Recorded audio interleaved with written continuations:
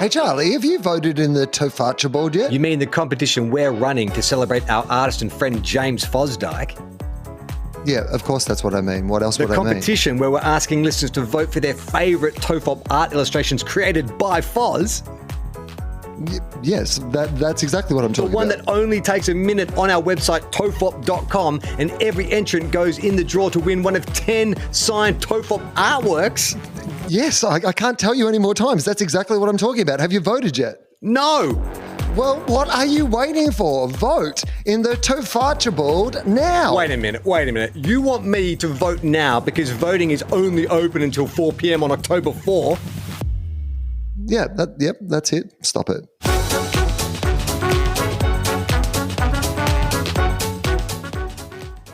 Well, nothing good happens in November, does it? I don't know. It's like the end of the year. It's not, Christmas isn't here yet. Halloween's been all the fun stuff. I mean, for some people, I guess the Melbourne Cup, people like the Melbourne Cup Carnival. I mean, sure, my wife's birthday's in November. I guess that's good for her. But for the general public, nothing good happens in November until now. What? What's going on? What are we doing? TOFOP, us, you and me, we're returning to the live stage for the first time in 6 years. That's right, we are doing shows in Melbourne and Sydney. Melbourne at the Basement Comedy Club, November 11th. Sydney at the Comedy Store, November 25th. Exciting stuff. These are our first shows in 6 years. 6 years since we last did a live show. Sydney Opera House dropped those microphones, pledged that we would never come back. Entertainment demanded that we would never come back. But in your face, entertainment industry, we're back, baby. We are back live on stage, Will and Charlie, doing what we do, which we don't know what that is yet, but we'll work it out by the time we get to the stage. Charlie's been working on it for 6 years, he promises me. It's going to be amazing. So November 11th, the Basement Comedy Club in Melbourne. November 25th, the Comedy Store in Sydney. Go to our link tree on our socials or go to tofop.com to get your tickets. See you there.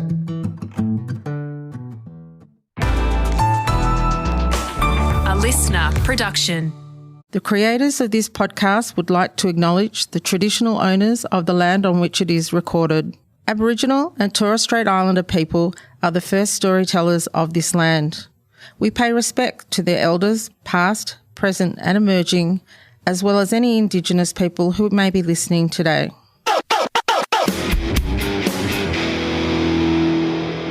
Hey guys, Charlie here with a brand new TOFOP with friends, and today I am joined by Ben Gillies and Chris Joannou from the band Silverchair. They have a brand new memoir coming out called Love and Pain, the epic times and crooked lines of life inside and outside of Silverchair, which is quite a byline.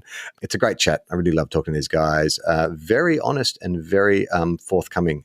So I hope you enjoyed this chat too. Ben Gillies and Chris Joannou. The question that you probably get asked a lot and has been on my mind for ages is, at the age at which Silverchair took off, you're teenagers.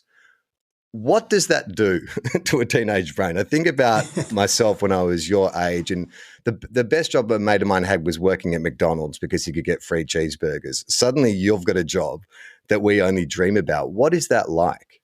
I think there's no denying that we were excited about the thought of what lay ahead. But also I think at that age, there was still a nice element of naivety and sort of a sense of blissfully unaware, really.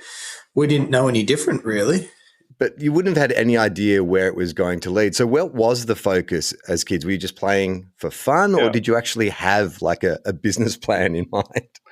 I think early on, the motivation was always just music. We were just so passionate about writing and playing together and discovering music. And it was like we'd kind of discovered this secret kind of, it's not a cult, isn't probably the right word, but this like magical place that we could go and escape to together. And and I think we just loved playing and loved kind of discovering it. And we discovered writing music early on as well. So we started writing original music quite early on. Like I think we already had 4 or 5 original songs when we were like 12 or 13 when the band started. And there was no real. We were definitely ambitious, and that comes through in the book as well. Like, we always had these dreams of being this great band and being a big band and for some reason we were obsessed with signing a contract, a record contract. That was the big deal. So I guess when, synchronized events kind of happened and our dreams started to become a reality, then it does become like it's an option as a career, and you do make plans. But, the initial spark and the initial intent was just the love of the music. And I think we really tried hard over the years to kind of hold on to that initial love. And I think we did pretty well. It really was always about the music. All the extra frilly bits like, fame or money or anything else that came along with it, like, that was never the motivation. It was always about making great music and being a great band. What are you writing about as a 12 or 13-year-old? Like, what were the common themes of the songs you were writing back then? Well, I think a lot of Daniel wrote the lyrics in Silverchair, so a lot of that content. Although Chris and I could relate to it, well, some of it, because we were having a very similar shared experience. Freak being a really good example. A lot of it was about his personal journey, which is, I think, as a songwriter, it's the easiest thing to write about. And I think as a human, like, generally you relate to, we relate to music and songs that, we feel like is talking to us, or we understand it on a certain level. So, a lot of on the lyrical side of it was about, where Dan was, in his journey. Mm. And so what musical influences, like, did you grow up in a household where your parents played music and listened to music? Is that where it came from? Yeah, our dad, all our dads, I guess, were who we initially lent on when discovering music early. And I get a sense the three dads had very similar tastes. Like, we're all pretty much listening to Deep Purple, Black Sabbath, Led Zeppelin. So I guess the early days formed just whatever was kicking around in your parents' record collection. I grew up in a big family. I'm the youngest of 9 kids, and so there was an incredible vinyl collection in my house of all my siblings' varied tastes, from sort of disco to heavy metal to, my parents' swing music, like it was that old. But the thing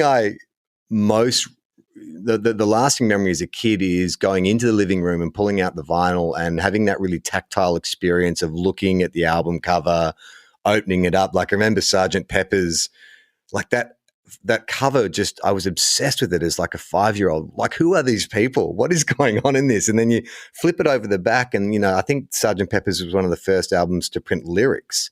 And so then you've got like the lyrics on the back and you're reading it like a story. And I guess it was my first exposure to like a concept album. The Beatles are like, well, we start with Sgt. Pepper's, we finish with, Sgt. Pepper's, and then we'll have a bunch of songs in the middle. Yeah. But I remember just being like, so I'm not musical at all, but that sort of, back in those days, there was this connection to music that was more than just what you heard. It was the artwork. It was having that thing in your hands. Was it the same for you guys? Yeah, like I've got a small record collection at home, and I still appreciate that moment. It's a commitment to going and putting that record on and stopping and flipping it halfway through, and it's definitely a really sort of tactile listening experience whereby it's not just something on in the background. And the artwork too, like artwork on the old record covers, but just having the size stuff just translates and lends itself to so much more, rather than, well, I guess now it's just a tiny little image on a screen. Yeah. Well, we've gone back to almost like it's like a single driven kind of industry. That's what, before they came out with EPs, that's what it was about, right? Yep. You come up with a single. And it feels like that's what we've gone back to. You know, the fact that you don't even have to look, like you can just ask your, you know, Alexa or Siri, you know, to play you a song. You don't have to go through that selection process. Yeah. And then they build playlists for you, and they, you know, yeah. Yeah, and it's weird how well they understand my taste in music. I'm like, I really couldn't have selected a better playlist if I had tried. Yeah. It's like your best friend hiding in there. I remember one of the first songs, like, this is a bit off topic, but I just remember, and again, it was on vinyl. I've got this really clear memory of being in my living room and Dad putting on Baby Elephant Walk. And just like that melody, like if I, like I actually, I can't get it in my head right now, but if I heard, like, it's just so, it is very, if you hear it, you just know what it is straight away. And who the hell knows why Dad had Baby Elephant Walk on vinyl, but he did have quite a vast collection. So yeah, but I think it's hard with record stores now, right? Like they're just so few and far between. Like everything's online. It's either streaming, and if you were to buy, I feel like even buying vinyl, which seems to be, I think a couple of years ago, vinyl outsold CDs or something silly like that. But even getting a vinyl, like it isn't that really fun tactile experience where you go into a store and you flip through them all to see what there is. It's all, everything just feels like it's online. And look, I definitely miss that side of discovering music and listening to music. Like I used to sit in front of, you know, the prized family stereo when I was young, and either I'd be going through that, like it had the vinyl player on top and the CD player in the middle. And, you know, I'd sit there for hours, like, you know, either going through the vinyl covers and lyrics and artwork, or you'd pull out the inserts in the CDs and unfold them and see what they've kind of created. And there's definitely that. It's part of the musical. I guess it was more of a journey. You know, albums were a journey. And I think Silverchair actually, like, you know, we really lent into that side of the creative process. We always love putting together a bit of a journey for our fans. So, but now, it's, I guess, the culture of selling, unless like you're a mega artist, like, you know, like a Taylor Swift or a Drake or something like that, you know, that it's valuable to put a full album and an experience together. It seems like so many artists just put out EPs and singles, and I definitely miss that experience of discovery. Well, it's kind of get that choice paralysis now. It's not, you know, just with music, you know, films as well. You know, content is just overload. It's crazy. So the motivation behind the book, like, how long has this been in the works? Have you guys talked about doing this for a while? Yeah, so initially the idea came to me probably in about 2018. I approached the publisher that my wife worked with on her book, and said I'm interested in maybe telling my story of, you know, my time in Silverchair, and that kind of fizzled out. And then the real trigger point was I had twin boys born in 2001. 2021, 2001. Holy shit. I wish it was. You're done. They're at uni. Congrats. Job done. So when they were born, that was, you know, have you got kids, Charlie? Yeah.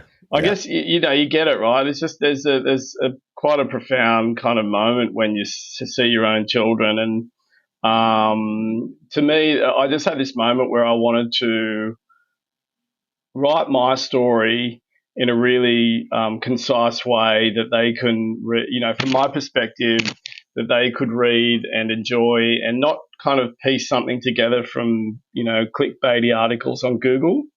And also, it's just I think for the fans as well, you know, it's just such a cool story. Like, it just, you know, I think Chris and I, and also there's and then through that process, because Chris and I chatted about it before that point, and he wasn't really interested in doing a book. He was more interested in, you know, hopefully doing something as a collective, as a band.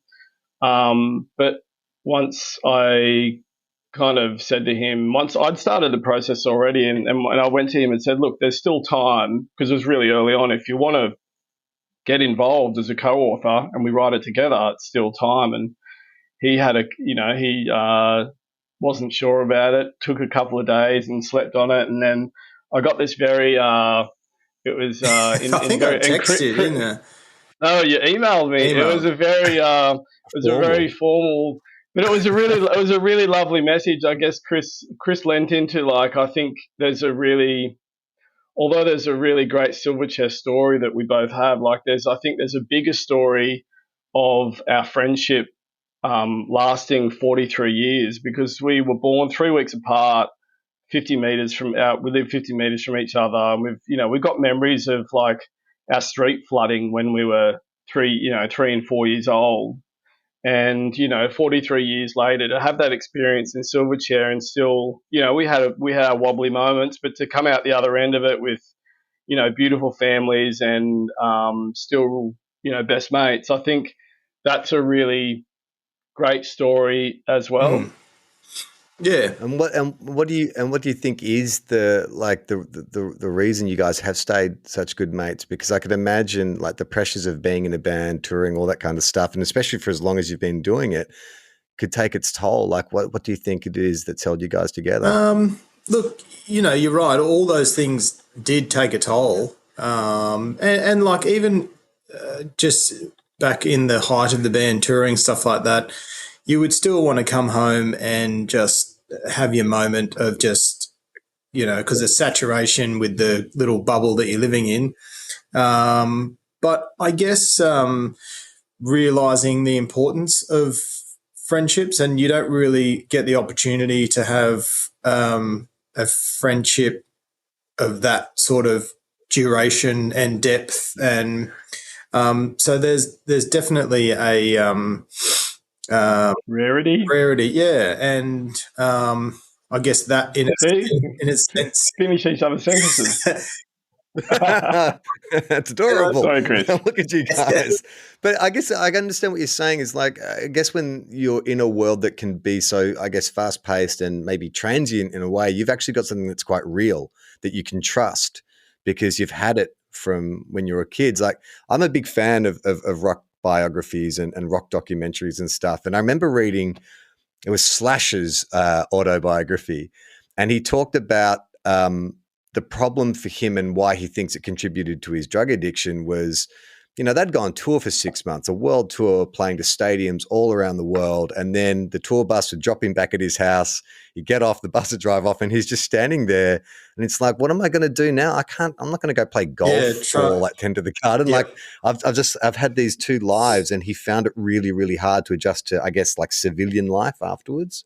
Yeah, well, I'm sure both of us can relate to that. I think there's a definite whiplash to the heart. Like, I do find the life of being in a band is you're straddling kind of these extreme highs and extreme lows. Not extreme lows, but these extreme highs, but then you just come back to this really kind of normal life, I guess, and that can be kind of quite jarring.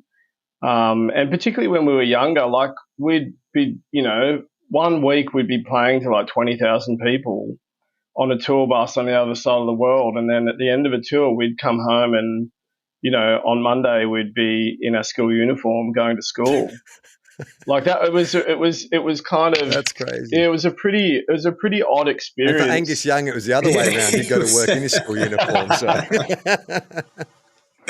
But I think and one thing that Chris and I have been chatting about during the press for the book is that maybe it sounds like a really odd experience, and it really was. But at the time when you're living it, it is your reality. So it's actually quite normal.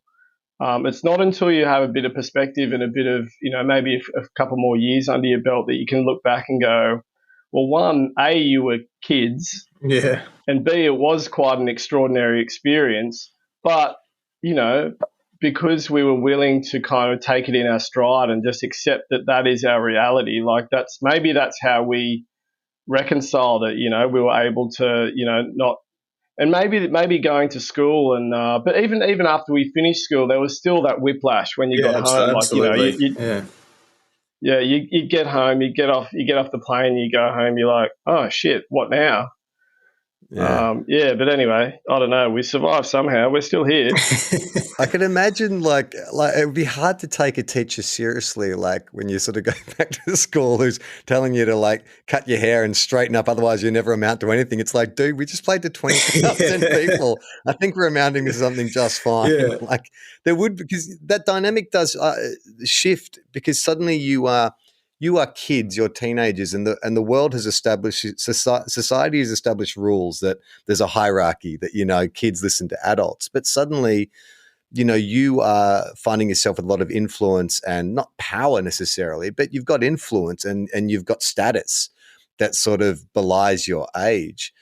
Do you remember when it felt like things had changed, like where you weren't just this band trying to kind of make it? Like, do you remember, was there a singular moment? There's no singular moment for me. I think our parents really had a heavy focus on just making sure that we lived and existed in a very normal fashion. So it's not like anything really changed at home. It's not like we were just another kid at school. We were no different there. So, it wasn't probably until, a year or two out of school and you've sort of had a few more life experiences and you're going, this is a little bit out of the ordinary. Yeah. A little bit. Yeah, just a little bit.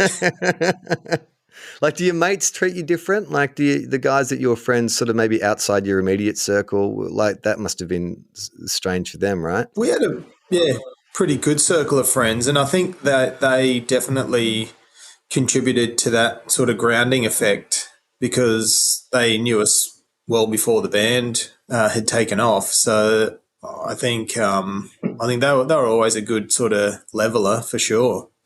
Even like people that we've met that are like superstars, I guess you could say, is that, I mean, most people are just human beings, and once you get to know them, and I think it's true for us too, like once people that we've become friends with post the band, like once they get to know us, they're just like, well, we're just people. But we were really lucky that, those friends that we had in school, they were our friends before any of this took off. So they just knew us for who we were rather than, they're the guys in that band. It was just an extra thing. There's no jealousy or anything from that, like, teenage jealousy, and that all of a sudden you guys are getting more attention from girls and things like that. Well, I never felt that. No. No. Right. No, not at all. I think that maybe it's a newy thing. I don't know, but that mateship was really important. Like I think, maybe like we never like. I guess if you were someone that would like rub it in their face, maybe then like they would be like, oh, you're actually just a prick. But I mean, that would be more of a reflection of the kind of person that you are. Yeah. But I think. It wasn't something that we kind of, I don't know. You didn't come to school and declare yourselves golden gods. Yeah, like that's just not who we are. You wouldn't have got away with it for a second. Yeah, that's it. You would have been banished. You would have been the three of us just would have been sitting on our own, like not talking. I mean, there's some bad things about tall poppy syndrome, but there's some good things as well, really, isn't there?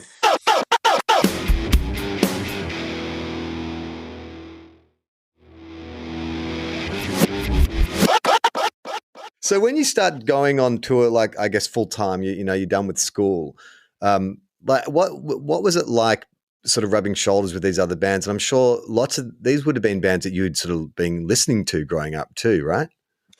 Yeah, for me, I don't know. As Ben says, well, there's two parts to this. I feel is one where you just thought that world was just, it was just another day, really. Whether you're kind of you're going to work, desensitized to maybe the enormity of some people that you're just rubbing shoulders with on a daily basis. Yeah, you just think, we're all doing the same thing here. So I guess you're in a similar position and you think, well, I'm just a normal person. So you can associate with them on the similar level, I guess. Yeah. There was one gig I remember in particular. I'm not sure if you remember this one, Chris. It was somewhere in Germany, but I think on the bill I remember there being Beck, Aerosmith, Kiss, and David Bowie. And it was just like, that's an extraordinary bill. And, you just kind of walk around backstage and you're like, oh yeah, they're the guys. And, I remember we were standing side stage watching Bowie play, and he was like, that's got to be my top 5 gigs. He was unbelievable. And, Gene Simmons, is standing next to us, with his girlfriend at the time watching this band. And you're just kind of like that. It was just it was normalized for us. So we would just say, yeah, cool, we're watching David Bowie side stage and here's Gene just hanging out. It was kind of, and I think we ended up doing a few gigs with Kiss, on the same festival. Yeah, same run of festivals. And, yeah. And we had this really funny, our front of house guy was quite funny, and he gave me this idea once, and I got a pair of, he didn't quite get the joke.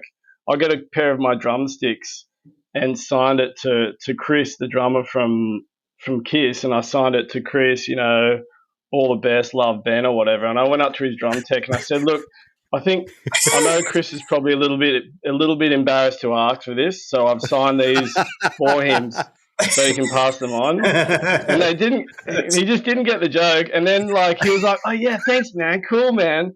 And then later that day, he came back and said, oh, Chris was really stoked that you got signed the sticks, and here's a pair of his signed to you.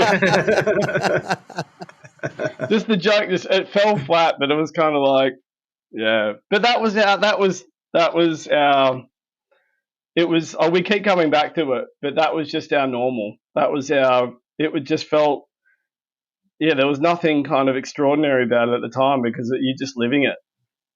And I guess you've got the 3 of you there together and you're all from the same area. So you're all keeping each other grounded. You can sort of rely on each other to know when things are sort of getting crazier and crazier, that you're still sort of grounded to where you started.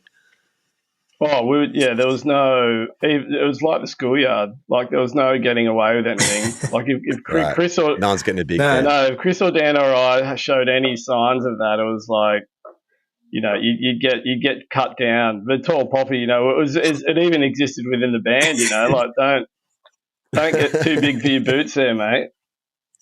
So you guys sort of hit the scene and you're sort of pigeonholed as like a grunge kind of alternative rock act. But then what's the amazing thing about your career is how you changed with each album and how you your sound changed and how you presented and you really evolved. How conscious a decision was that? Did it happen sort of organically? Yeah, I get a sense that there was an organic element to it, but I think it was probably just really born out of the drive to want to keep pushing the boundaries, really, and exploring different things, and whether that relates back to those early days of just, coming from an album sort of listener perspective. I couldn't tell you exactly, but it was definitely, I think it was just pushing the boundaries and wanting to keep further in the journey of the band. It was probably, I think it may have been an age thing as well. At 14 years old or 15 years old, you have so much self-discovery to do in terms of life experience, and as a musician, you've got a lot of room to move and a lot of headroom to improve and push yourself as a player and as a creator. And I think that kind of worked in our favor. We had that on Frog Stomp, it was just raw emotion and just kind of pedal to the metal, and that's what you do when you're a 15-year-old boy. But as we all matured and your tastes expand and you become more curious about where you can push things. I think that's that's why the band kind of evolved, and we have to keep it interesting for ourselves, and we have to keep challenging ourselves. I think if we, if we just stuck to the frog stomp model for our whole career, one, I don't think we would have lasted, because we probably just would have gotten bored. So there was a lot of factors that why we did progress and evolve over time. I was watching Get Back, the Beatles documentary, the Peter Jackson one that came out a couple of years ago, and I was just so. Have you guys seen it? I've seen that one. Parts of it. Yeah. It's really good. Yeah, so it's three 2-hour episodes. It's Peter Jackson took all the original documentary footage that was shot for the Let It Be documentary back in the late 60s, and has like color corrected it and made it look like modern day. It's incredible. But it's like reading a really dense novel. It's like 3 2-hour episodes where there's no narration, there's no talking heads. You are literally just in the studio with the Beatles. And the way that the documentary moves, it starts off where it's the first few days of this recording session, they're just not getting on. John disappears for a bit. They don't know if they're going to record the album. Paul's desperately trying to hold it together. Then the second episode, they bring in Billy Preston, who's on keys, and suddenly they find their rhythm. And then the last episode is them doing the legendary rooftop performance.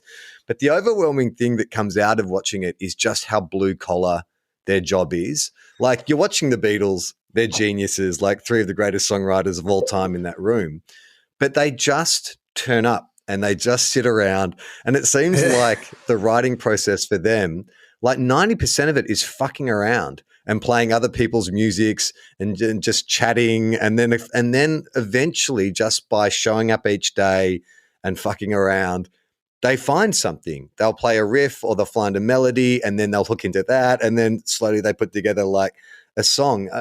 Is that how your creative process was? Was it fairly like you guys just had that work ethic of showing up each day?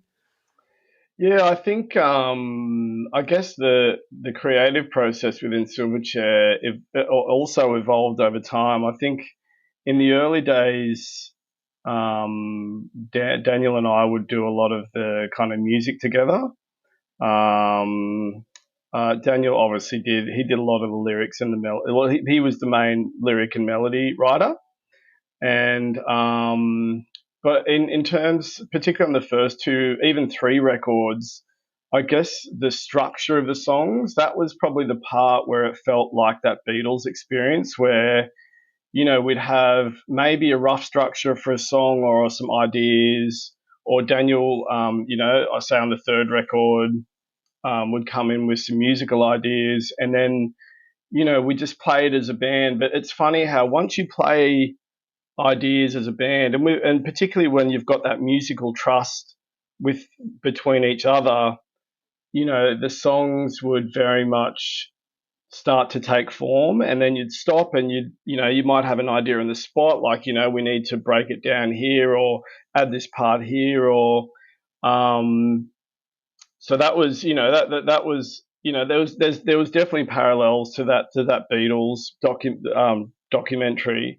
And then probably on the last 2 records, Daniel had a lot of the songs kind of in his head, and he came to us with more fully formed songs. But I guess there is a Silverchair, and we talk about this in the book. There's a Silverchair filter that, even with those more fully formed songs, once we played it as a band, you naturally, they need kind of nipping and tucking in certain spots, because it just changes once the 3 of us play together, and it's to make the songs better. I guess with Silverchair, there was never really any rules about how to do it. It's you serve the song, you do whatever the song needs, and even say, Tomorrow is probably a great example. It was one of the rare occasions we went. We just decided to jam. There was no initial idea, there was no initial melody, nothing. And we were just jamming in my bedroom, my childhood bedroom at the time, and we literally started playing the chorus at the same time. Who knows how it just came out of the blue, but it's one of those things that just appeared because we were just mucking around, and we just started playing this thing at the same time. And when we stopped playing, we're like, that was a pretty cool moment. Maybe we should turn that into something. And then on the album 6 that we started working on that never saw the light of day, we kind of lent into that process again of the jamming. There were some really cool ideas, and so I guess there's no real rules to it, but that it's definitely about turning up and trusting the process. And I think we really lent into that. There was a lot of the time, especially in like even pre-production stuff later in the piece, like and getting ready for touring and stuff like that. We would do we'd rehearse every day, be turning up, and that would go on for weeks. Just getting it to that point where it's just like absolutely perfect, and you're not even thinking while you're playing. It's just falling out of you essentially. Yeah, and I think that's something that comes across in the book, that just the level of, particularly within Silverchair, the level of work that goes on behind the scenes that, I think that, I don't know what the perception is for people that look at bands, but for Silverchair, like, you don't just turn up to a studio and you bust out a song. There is a lot of work and a lot of rehearsal, a lot of preparation that goes into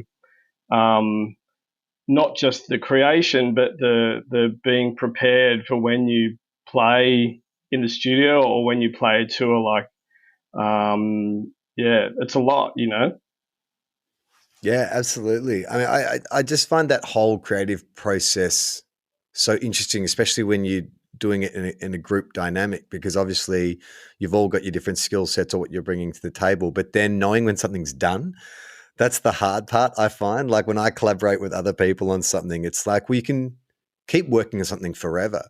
But part of me feels like that's a bit of like perfectionism is a form of anxiety. It's like you're too scared to show something to the world or put it out there in case that you get laughed at or whatever. And that's where a good producer is worth their weight in gold in moments like that. Yeah. They're definitely aiding you to sort of know when it's cooked and knowing when to flip it and keep cooking. So then you mentioned the Silverchair album that will never see the light of day, and that was what you're working on when you guys took your indefinite hiatus, which I think we all understand now is probably like a permanent hiatus. What happens with that music? Like, is there a chance we'll ever get to hear that again?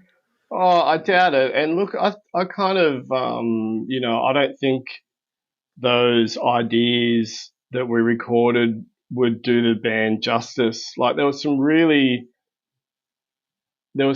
great ideas that we were working on. And there was, maybe a couple of songs that were getting closer to being more complete songs, but even then they still weren't quite there. So yeah, I don't think they'll ever see the light of day, unfortunately. But they weren't ready, like they hadn't been through that whole kind of Silverchair process. And one of the biggest reasons for that is we really needed a producer, like to help us turn those ideas, because that's all they were. They were just kind of musical ideas. We needed someone to help us kind of turn them into songs. But we'd gone into the studio with a different approach. We'd generally gone into the studio on all of our records up to that point with songs ready to record. So we knew what we were doing. For that album number 6, we went in with nothing. So we literally went in and just started jamming. So, and we'd never done that before. So it was uncharted territory. But look, I thought we were onto something really cool and really progressive and another leap forward for the band. But the wheels started to fall off around that time. And not because of the music, because of other things. But it's unfortunate. There was some bloody cool stuff in there, but look, it wasn't ready. It needed quite a lot more work before, I think it would have been ready to have been revealed to the public. Yeah. And how is your relationship with Dan now? I mean, are you guys in contact with each other? No, not a great deal. Last time I hung out was a little while ago. I ran into him briefly at the last Cambridge show, but yeah, it's not. I guess a regular occasion. Yeah. At this stage in our lives, I guess we're all just on different paths. Chris and I have got young families, and I work on my own music, and Chris is, doing his thing in Coffs Harbour, and yeah, we're all just doing different things. Which is normal. I mean, that's the thing. The issue is because you guys are trapped in amber in a lot of people's memories. Yeah. Like, everyone remembers you as this trio, but the natural order of life is things change and people move on. Like, people that, I was very close with and friends with 20 years ago have also moved in different directions. Yeah. But I'm not in a famous rock band, so people don't always ask me about those people. But I guess that's the question that's always going to come up. In writing this book, was there anything that kind of surprised you, like memories that you hadn't thought about in a long time, which you're like, oh my God, like that thing happened that we have to put in the book? Did you sort of come across any journaling or anything like that? There was a few things that I just completely, just classic tour stories and classic incidences, but probably the big one for me would be the discovery of, Ben's mental health challenges, that I was in such close proximity but didn't know, I guess, the enormity of it. We all would see that, if each of us were having a difficult time or dealing with something, but I just never really knew the enormity of it. What was going on for you, Ben? I guess I was having some pretty significant struggles with, it's mental health, but it's in the book. I had a drug-induced psychotic episode of hydroponic marijuana being the trigger, I guess, which is really common, I think, around that time for guys in the early 20s. Have all these crazy thoughts of like, am I going crazy? Like you think you're seeing things, and then that kind of bubbled up this underlying anxiety, which I think was always kind of present, but that really brought it to the surface. And then I kind of went on this whole mental health journey from then, more so around anxiety, but also the anxiety of having another one of those psychotic episodes. And the challenging thing with anxiety is it's like a spiral. You get anxious about being anxious, and and look, I thought it was really important to be brutally open and honest about it. Because if I was 20 years old again, and I, say one of the musicians that I looked up to had written a book and I read that and I'd had that experience, like not the psychotic stuff, that's really scary and I would never want to go back there, but even just the anxiety, that it would have been quite a comforting read to know that that it doesn't discriminate, it doesn't matter. You can, from the outside, it can look like you're having this incredible experience, which we did, but that doesn't mean that you're not still having the same struggles as everybody else. Well, I'm sure it exacerbates it in a certain sense, doesn't it? Because, you've got eyes on you while you've also got your internal eyes on you going, what's going on? Like it's just layer upon layer. Yeah. It's really the mental health thing these days, like Will and I on this show, we talk about it quite a lot. Like I'm quite open about, I've been in and out of therapy for 5 or 6 years. It's the best thing that's ever happened to me, especially after becoming a dad, like brings up a whole range of issues, that I thought I dealt with. But the destigmatizing and the more, I think it's also a generational thing. Guys of our age, we maybe are the last generation that didn't talk about it, because all my younger friends, they're so goddamn open and like we freely hug each other and talk about their feelings and stuff like that. I think that thankfully we are the last of that generation. It's like, oh no, you've just got to keep that shit buried down and, don't share it with anyone and, just tough it out. Yeah.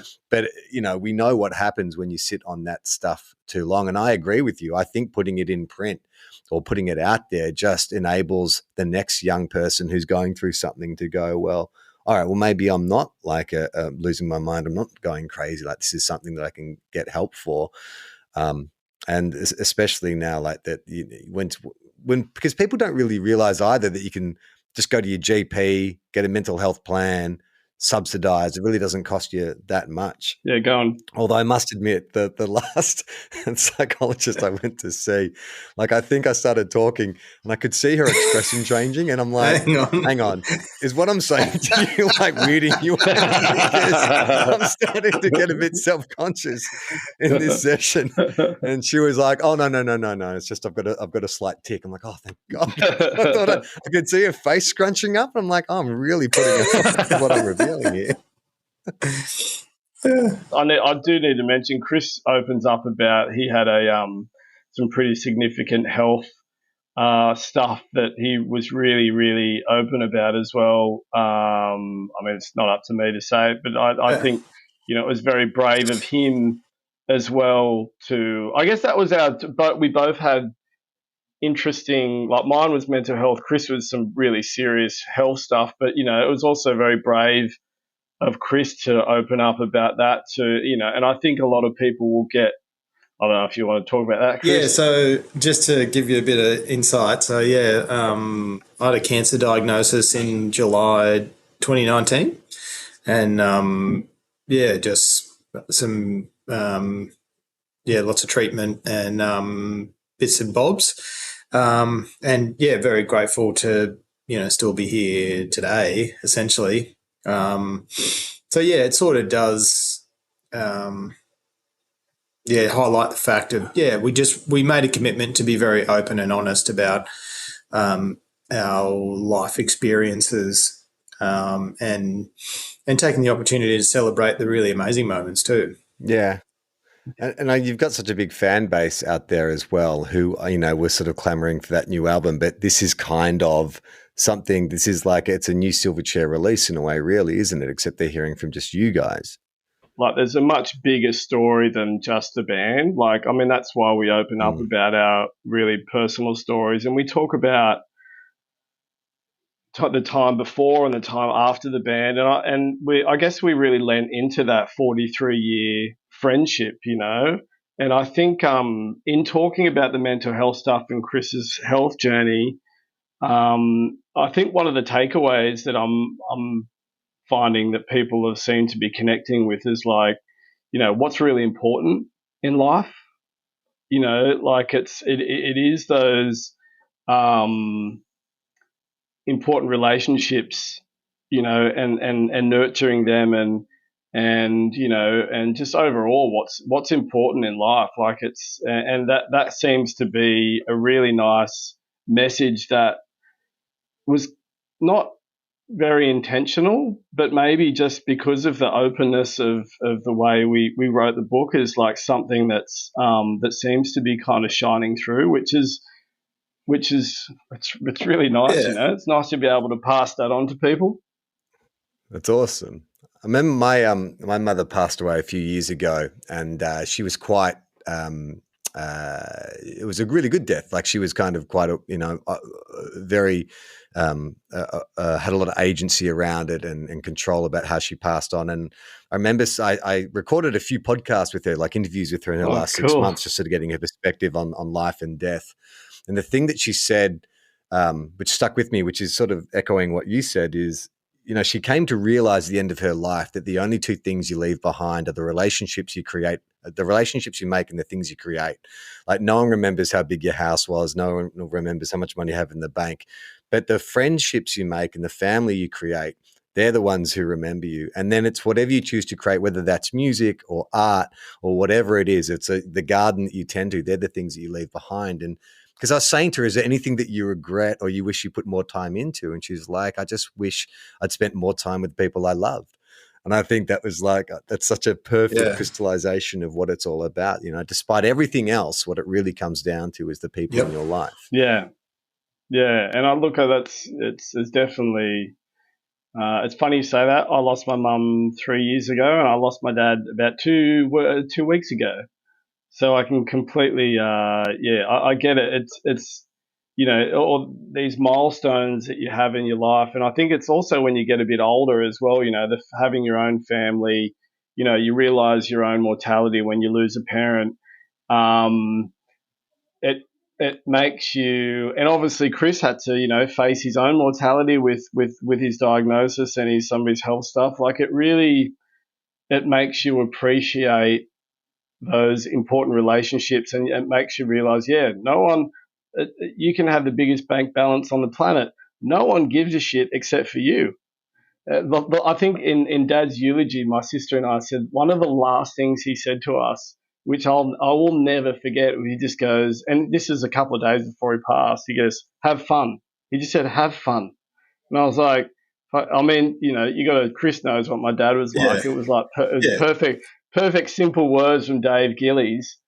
But, I think that's something that I think people will get from the book. It's like, it doesn't matter how extraordinary you think someone's life is or whatever. It doesn't matter. None of it matters. All that matters is the people that you share it with and make sure that you enjoy it, because who knows what happens when we drop dead, but we all get to find out. But while we're here, we may as well have a good time. Yeah, spot on. Yeah. It's a great one note to finish up on. So Love and Pain, which is coming out on the 27th of September.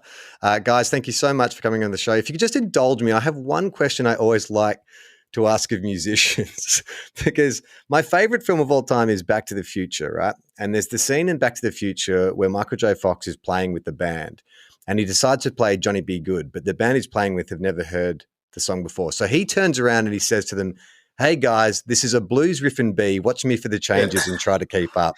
And then they perform a flawless version of Johnny Be Good. Now, as two musicians, is that credible? Could that happen? I think you could. I think you could. It's not a complex chord progression.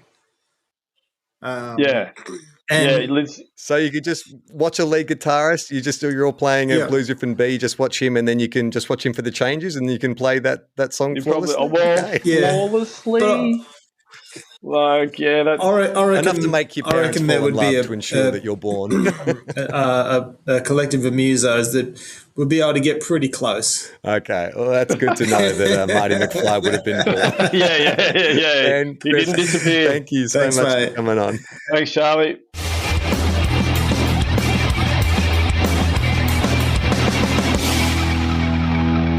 How long? Not long. Everyone relax.